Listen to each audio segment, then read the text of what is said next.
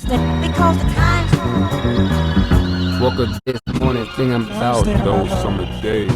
best friend got caught up when I stayed in Douglasville. Doing some stuff by myself. I'm a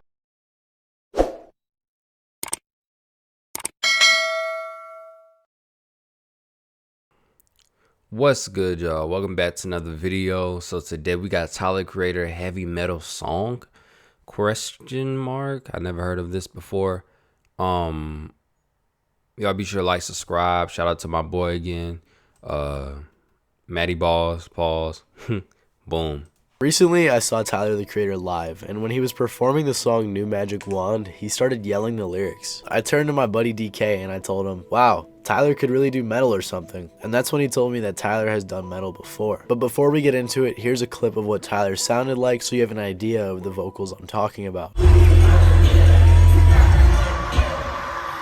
Also, I want to apologize quickly for my voice. I lost it like last week. I was super sick.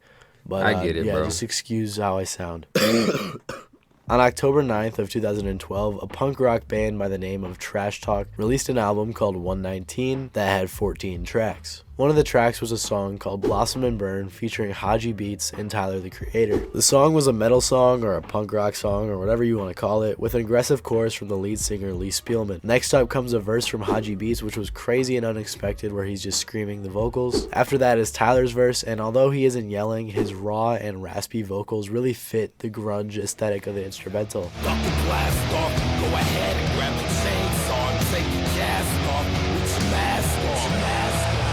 Now, The song is pretty solid and it's very unlike the rest of Tyler's catalog, but when I first heard it, I was in complete shock that Tyler was even on a song like this. It has almost 900,000 plays on Spotify, but I never Really? hear fans talking about it. Even though we didn't get any aggressive vocals from Tyler, unfortunately, maybe in the future he'll drop a song or maybe even an album where he's just screaming his heart out. Anyways, how did this seemingly unlikely collaboration take place? Well, when I first heard the song, I just assumed it was a one-time oddball collaboration, but I was very wrong. Believe it or not, Trash Talk and Odd Future actually have quite the history together. I would lick Lee's nuts. Oh shit, oh my god, he just walked past me. I have dreams of playing in his hair because I'm the biggest Trash Talk fan in the world. Trash Talk is a band that was founded way back in 2005. They released albums, EPs, toured for a few years, and seemed to have a decent sized fan base. However, around 2010 and 2011 is when it was rumored that Trash Talk began hanging around Odd Future. I also heard that Trash Talk was managed by Clancy, who also managed Odd Future, and that's how they got into contact with one another, but I'm not sure how true that is. Regardless, they would begin performing together in 2011. They would often perform the song Radicals together, replacing the original instrumental with the band's drums and guitar, making for a great remix of the song. At one Christmas show they performed together in 2011, Tyler ended up getting arrested for flipping out at the sound guy. How did Trash Talk get Tyler the Creator arrested? Tyler got himself fucking arrested, bro. We backed him up on song Radicals, and then it was like he planned all this shit and got like a bunch of merchandise from skate companies, and was trying to have like a product toss because his Christmas show was like fucking give gifts to the crowd, and then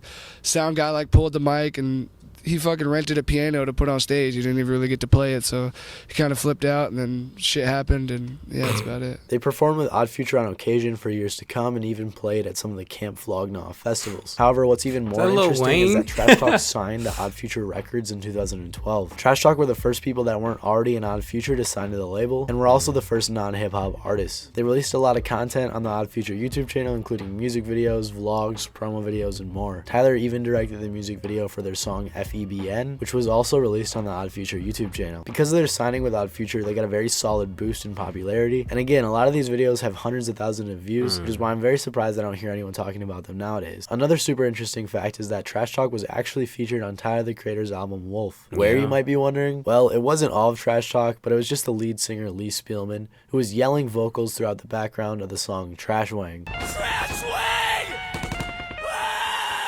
And because of this collaboration, this is why I think the song is called Trash Wang. I thought it was Trash Wang just because they were being trashy in the song, but now because it's a collaboration with Trash Talk and Golf Wang, I feel like that's kind of why the song was named that way. I'm not 100% sure that's true. But I mean, that's it just makes kinda sense my though. hypothesis or idea behind it. But around this time, Trash Talk was getting fairly popular, especially in the hip-hop community, and they were even hanging out with Mac Miller at some of their shows. Their fan base and Odd Future's fan base kind of meshed together well because of the whole punk community. I'm sure a lot of Odd Future fans at the time listened to punk punk rock, and a lot of punk rock fans at the time listened to Odd Future. Although since Odd Future disbanded, the band hasn't really been making music much. I'm not sure why they took such a long break from releasing, especially since they had a seemingly large amount of buzz at the time. After not releasing any music since 2014, they released a collab EP with Kenny Beats in 2020 called Squalor. The EP was very short, but it was solid. It was a fully metal EP, which is why I think it's super interesting that Kenny Beats had his hand in it. However, over the past decade, they've done a lot of touring, performing with the likes of Denzel Curry, Suicide Boys, and more. They performed at Camp Flog Gnaw in 2017, so they still do have their Odd Future connections. They also performed this year at Mask Gorilla's concert in LA alongside names like this. I can't really imagine Trash Talk coming out to perform after Cash Dami, but it must have been a pretty crazy show. They haven't released anything since 2020, so I'm curious to see if there's going to be any more new music coming soon. I think it's incredibly interesting that they have such deep roots in the hip-hop scene, but I really don't hear anyone talking about them. Anyways, I thought it was very interesting that Tyler was on that song, and Odd Future had such a very intricate connection with a punk rock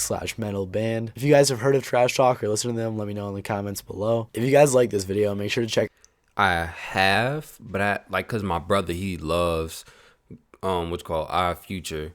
He honestly loves all this type of music, if that makes sense. I was kind of like, how can I explain it?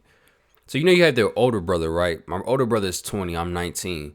So everything that he likes, I'm gonna listen to, because I'm right there all the time with him as a kid, you know? They're a little younger, if that makes sense. So I'm like, yo, who the hell's that? I like that. And he put me onto all this music. That's one of the main reasons why I make music now. But yeah, I heard of them before. It is I'm not like a super fan like other people. But with that being said, I hope y'all enjoyed this video. Shout out to my boy at Matty Balls, Pauls. And yeah, y'all be sure to like, subscribe to the channel, and like and subscribe to my boy's channel as well, because he posts these amazing videos. Keep up the good work, bro. Peace.